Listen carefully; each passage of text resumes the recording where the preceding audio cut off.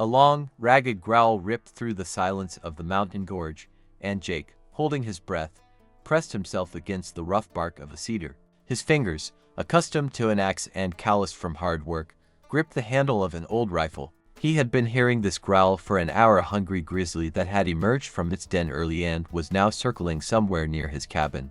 Today was the most important day of his life, and he wouldn't let some bear ruin it. He was waiting for her, his bride, the one who had traveled to him across thousands of miles, from a world he had only seen in books and old photographs. His hope was so palpable that he could almost feel her hand in his, feel the warmth of her breath on his neck. The perfect picture of his future life flashed in his mind. The house he had built with his own hands was ready. In every chip of wood, in every stone, his dream was laid. He imagined the smell of freshly baked bread, her smile at the doorstep.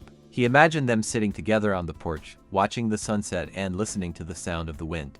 And then children, running across the green lawn. He imagined her, a simple, kind woman who would love these mountains as much as he did. A woman who wouldn't be afraid to get her hands dirty with soil and would happily accept his world. He believed she was the one heaven had sent him. He was ready to give her his heart and his soul. He was happy.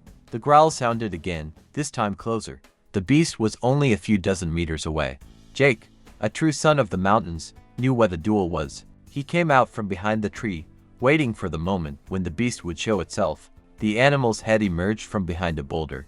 A giant grizzly, its gaze pure fury. Jake raised his rifle.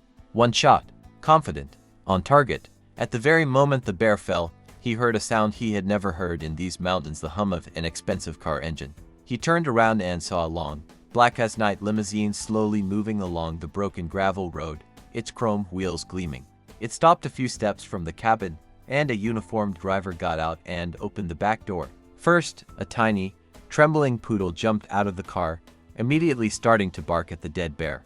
Then she appeared, the woman he had been waiting for so long, his bride. She was wearing a bright red designer dress, and her high heels barely sank into the mud. Her hair, perfectly styled, was an unnaturally light color, and she held a small handbag in her hand, not a basket of provisions. She wrinkled her nose disdainfully, looking at him, a powerful man, covered in the beast's blood and mud, with a rifle in his hand. Her gaze fell on the dead grizzly, and her face contorted. This was not the simple, kind woman he had imagined. She was a queen of the big city. His disappointment was so strong that he felt his heart clench in pain. What is this? Her voice was sharp and piercing, completely unlike the melodic whisper he had imagined. Her name was Chloe, but to him, she was already something foreign, detached from reality. What is this place? And what is this? A bear. He's dead. She took a step back, and her stilettos, which he vaguely guessed cost more than his entire cabin, hopelessly sank into the wet ground. Chloe's face, usually hidden behind a mask of flawless makeup, expressed a mixture of disgust, shock, and a panic bordering on horror. She disdainfully covered her nose with her small handbag and stared at Jake. The fresh blood of the beast, mixed with the dirt on his clothes, seemed wild and primitive to her. Her poodle, a tiny white spot at her feet, was trembling all over and whining, burying its face in her leg, as if its world had also been turned upside down. "Welcome, Chloe," Jake said calmly, trying to hold back the rising anger and resentment. He still couldn't believe this was actually happening. "This is my home. And yes, that's a bear." She didn't hear him. Her gaze darted from his cabin, which seemed to her a wretched hovel, to the majestic mountains, which she perceived as threatening stone walls, and then to the river, which, it seemed to her, could contain nothing but wild fish and dangerous currents. And then her gaze returned to him, the mighty man, standing with a rifle, his face twisted with disappointment. In her eyes, there wasn't a hint of warmth, only a cold, evaluating stare.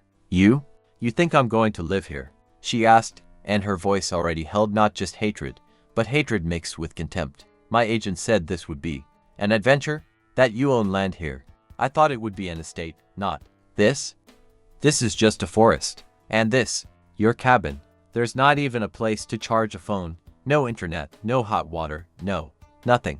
The words hurt him more than any fight. He built this house for two, putting his soul and his hope into every log. He thought she would understand what real life was. He imagined showing her every corner, every trail, and she would admire the beauty of nature. But she saw only mud, wildness, and a lack of comfort. His perfect picture crumbled in an instant. The pain he felt was sharper than the pain of any wound. His lips twisted into a bitter smirk. There's no internet here because there's real life here. There are mountains to conquer, rivers to fish in, a forest to explore. There is me. His words did not reach her. Chloe had already turned to the driver, her face white with rage. We're leaving. Now. Turn the car around. The limousine, growling heavily, began to turn around on the narrow road. Jake stood frozen, watching his dream drive away. He couldn't believe it was all over before it had even begun. He was ready for hardships, for a fight, but he was not ready for his dream to be so fragile. He felt like a fool who had believed in a fairy tale. A bitter disappointment, mixed with pain, overwhelmed him. He watched the black limousine, gleaming with mud, disappear around the bend.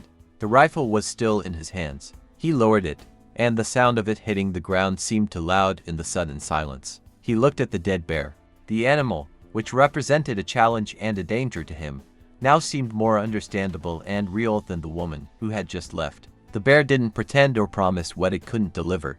It was just a wild beast. And she? She was something much more incomprehensible and dangerous.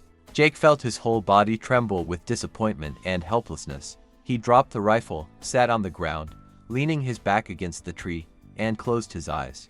Everything he had built, everything he had believed in, had collapsed in an instant. He was sure she would be his salvation, his happiness, but she turned out to be just another disappointment that brought him only pain. He wanted to scream, but the words were stuck in his throat. In his world, where everything was simple and clear, she was a mystery he couldn't solve. He sat for so long that he felt the first drops of rain on his skin. A storm was beginning. A sudden clap of thunder made him flinch. He opened his eyes and saw the limousine that had just left standing on the road. The road was blocked. He ran to the limousine. He couldn't just let her leave. It would have been the end of his hope, his dreams. He caught up with the car, which was now trapped. The storm, which had suddenly broken out over the mountains, had caused a landslide to block the road. Heavy boulders, mixed with mud and fallen trees, had blocked the only way out. The driver was fruitlessly trying to move the heavy stones, while Chloe, in a panic, watched the approaching darkness. Her face, as pale as her light hair, expressed not just disappointment, but a real, primal fear. Jake approached her. His face was hard, but his eyes no longer burned with anger. Instead of rage, there was a bitter weariness, and Chloe noticed this. She, who was used to seeing only smiles and obliging faces, saw a profound disappointment in his eyes. You see, this isn't a joke, Jake said. This is my world. It can be dangerous. There's no asphalt here, no restaurants, and no spas. Chloe replied with trembling lips, and her voice no longer held arrogance, only fragile uncertainty. I don't understand. I thought this would be a different life. I thought a wealthy landowner was just playing at being a hermit. I thought so too, Jake replied, and deep disappointment rang in his voice. I thought you would be different. I thought you would be a simple, kind woman who appreciates what she has. They were left alone. No limousine, no driver. Only him, her, and the storm raging in the mountains. Thunder boomed, and lightning illuminated their faces. Finally, he led her back to the cabin. To his surprise, she didn't resist. Her red dress, once so bright, was now stained with mud, and her shoes were hopelessly ruined. When they were inside, Jake started a fire. Trembling and soaked, Chloe, not caring about her dress, sat down by the hearth. For the first time, he saw in her not only disgust but also fear. She was like a small, frightened creature in an unfamiliar environment. And in that moment, his anger began to give way to compassion.